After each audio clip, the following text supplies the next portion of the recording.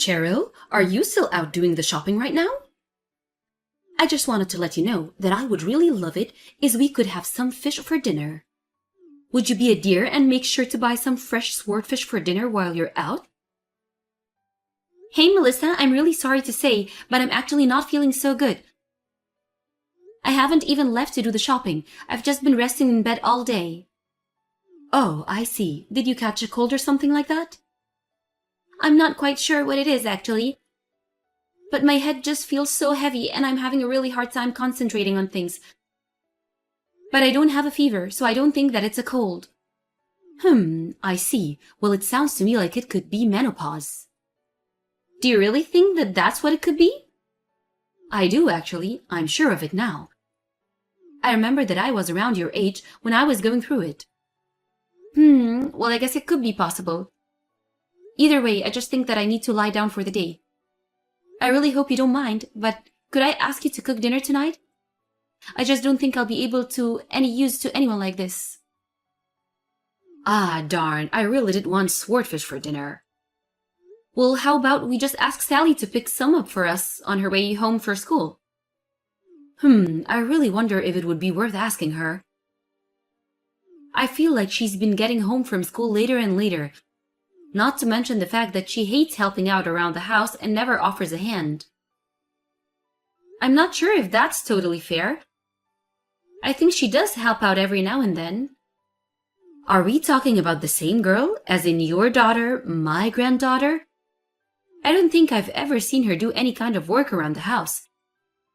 And ever since she started high school, she's gotten into dyeing her hair and listening to the rock music. I just don't know what is happening to the kids to the world these days. It's sad the direction our society is headed.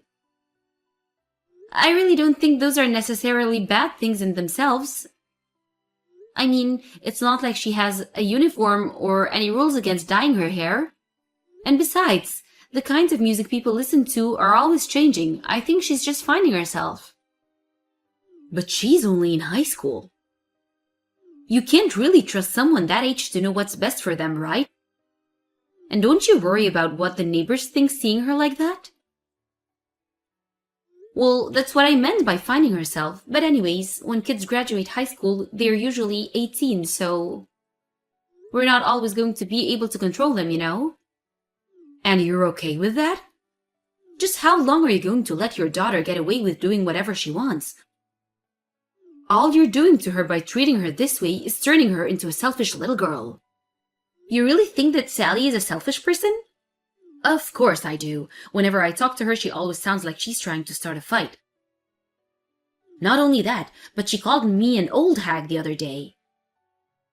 Oh my, I see. Well, if that's the case, then I'll make sure to have a long talk with her about using that kind of language. You need to do more than that. You really ought to be disciplining her more strictly. At this rate, you're just going to be raising a future criminal. I really don't think that things are that bad yet, Melissa. Sally is still a teenager and is in a rebellious phase right now. But I think it's great that she's becoming such a strong-willed girl at the same time. Not only that, but she works really hard in her studies and always gets good grades. You really think that Sally has ever studied a day in her life? I've never seen her look in a textbook while she's at home. I think that she studies a lot in her room by herself. And other days, I know that she goes to the library to study after school as well. Maybe that's why she's been coming home late. I'm not sure if it's right to judge someone based on what they're not doing just because you don't see it. So you're telling me you really think she's coming home late after studying? Cheryl, do you really think that's true? Then I have some beachfront property to sell you in Kansas. That girl is out there causing havoc and raising hell. I'm sure of it. How can you be so sure, though? You said yourself you haven't actually seen her do any of these things. Open your eyes. You know what girls her age can be like? What if some boy knocks her up or something? You really need to be more worried about these kinds of things. I understand that, I really do. But I also know my daughter and trust her to make the right decisions. It really is sad that you can't see the way she's lying to you. Anyways, I know you said you're not feeling good, but the least you can do is toss the laundry in the washing machine. I won't be getting home until quite late tonight. Right, of course. I'll try and get that done. I just need to lie down for a little bit longer first, I think. Cheryl, just when are you finally going to get back there? Sorry, I was just finishing up the doctors right now. And before I go home, I'm going to shop at the store and do some shopping. You need to get home right now and deal with Sally. Deal with Sally? What happened? Did she do something? She was calling me an old hag again. She was? But we just talked the other day about not using that kind of language with people. Well, apparently you didn't do good enough job since she's still misbehaving. Hold on a second, I'm just getting a message from Sally right now. She's texting you right now? Well then good, you better take this chance to really lay into her. I just read her message and she wrote that you tossed out the food that I had prepared for dinner last night. She said what? That is just ridiculous. Why would I even do something like that? She's obviously just lying to you. But ever since you came to live with us, you've done that plenty of times. I mean, does she even have any proof that I did what she's accusing me of? Well, no, it's not like she has any pictures or anything, just the text, I guess. Well, there you go again. That means that it's highly likely that your daughter is just lying to you. But I don't really think that Sally is that kind of girl at all. You really need to start listening to me more often. I know what I'm talking about and you don't. I know how you feel about Sally, Melissa, but I really think that you're misjudging her. She's never anything but sweet around me, and I would really like if you stopped talking so negatively about her. You a dumb woman and an even dumber mother. You really need to take a step back and look at this objectively. Your daughter is nothing but a little liar. Melissa, please, there is no need for that kind of language at all. Even if Sally did do something that upset you, I'm sure she must have had some sort of reason for doing it. She's not the type of person who would go out her way to hurt someone. When are you going to wake up and face the truth? Honestly, how does my son let you two get away with acting like that all the time? Melissa, I really appreciate your concerns, but I really don't think that it's your place to tell me how to raise my daughter. Are you really going to try and pick a fight with me over this? Maybe you're where Sally gets her nasty attitude from. You're both so full of yourself, it all makes sense now. I really don't think that Sally is full of herself at all. Well, that's because you don't know the person that your daughter truly is. Anyways, you went to the doctor today, right? Did they say that you were going through a menopause like I thought? No, actually, they said it didn't appear to be that. The doctor just thought that it might have been some combination of a cold with some other symptoms just from everyday stresses. Well, good for you, I guess. I really was worried that something was wrong since I had been feeling like this for a while. Anyways, I'm going to the store to pick up some things for dinner. Well, you better get back home as fast as you can. You've been slacking off way too much when it comes to keeping the house clean. Not to mention the fact that you still need to punish your daughter. Right, I'll try to get home quickly then. I just got home, but I don't see you anywhere. You just got home? Oh shoot, I just left to go to the store. I guess we must have passed each other or something. But what in the world happened here? I got home and your grandmother was lying on the floor covered in bruises. She said that you jumped on her back and were hitting her. Oh yeah, that's right, I did that. She kept screaming for help. It was pretty funny, to be honest. Sally, why would you do something like that? What did your grandmother do that could have possibly provoked that? I really don't think that it's something to joke about. I only gave that old hag what she had coming. So don't expect me to apologize because I won't do it. Sally, you can't talk about your grandmother that way and you certainly can't hit her. I'm very disappointed in you. For sure, for sure. Anyways, how are you feeling today? Any better? Are you asking about my condition? Well, I guess I'm feeling fine, thanks. I take that you still haven't had your afternoon tea then. I know you use that little tea infuser thing to have that special tea you like.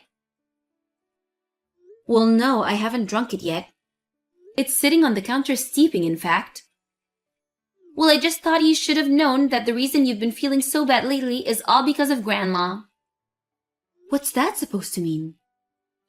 I mean that I came home early from school today and I saw Grandma putting something in your tea while you were out of the room. Wait, what? You're joking, right? It's no joke. I really saw her stir some kind of powder in the leaves. I was going to dump everything out, but then Grandma tried to stop me, and that's when we started fighting. Obviously, I won the fight, but I think she might have been putting in some kind of sleeping medicine. Sleeping medicine? Well, it would explain why I'm always feeling so lethargic. Not to mention the fact that that's a crime. I mean, what would happen if you got in a car and didn't know you had the medicine in your system? You could get really hurt or even really hurt someone else. Oh, Sally, I see now that you were just trying to protect me from something your grandma was doing. Thank you so much for catching that, and I'm sorry for being so upset with you earlier. But you shouldn't have to apologize for anything. If anyone should be sorry, it's Grandma. Oh, I'll take care of Grandma, don't worry. But I really am grateful to you for looking out for me. Well, okay, as long as you think you can handle her by yourself. I do, but obviously I'm going to have a talk about all of this with your dad. We'll make sure that your grandma answers for what she's been doing. Cheryl, you have got some nerve. Do you know that? Do you really think that this is any way to treat your own mother-in-law? You being my mother-in-law doesn't change the fact about what you were doing. Did you really think I would just let you get away with this? If anything, you should be grateful that we stopped at kicking you out of the house. You mean that you really don't see a problem with kicking a poor old woman out of her house? How can you just throw me out on the streets like that? It isn't just me. Even your own son agreed that it was for the best. You were literally drugging my tea and you expect me to do nothing about it? There's no way that I can live with someone who would do that. But you forced me to pack my bags and leave. I don't have anywhere to go.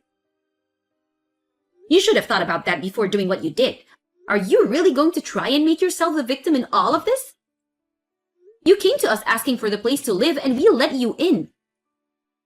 If you really couldn't see this coming as a result of what you were doing, then that's on you.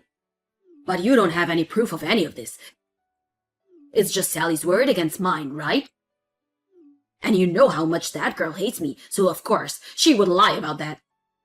I just don't think she's the kind of person that you seem to think she is. Yes, she is. She has dyed her hair, and she listens to loud music. Do you really think that anyone who does that can be a good person? And just what kind of mother even lets her daughter go around like that? I'll just go to the police and report the assault that Sally did to me. What do you think about that? You're more than welcome to go to the police. But I think the only person who would get in trouble is you. And just why do you think that, huh? You don't have any proof of things that you're accusing me of. Whereas I have the bruises that Sally left me. Clearly, they would have no choice but to believe me. Okay then, if you really feel that way, go ahead and tell the police. I won't do anything to stop you. You'll see. Sally will get kicked out of school. This will ruin her life. Okay then, you keep talking and talk. Now go walk the walk. But I'm just warning you that Sally does actually have footage of you putting the sleeping medicine in my tea. So I would stop accusing her of lying at the very least.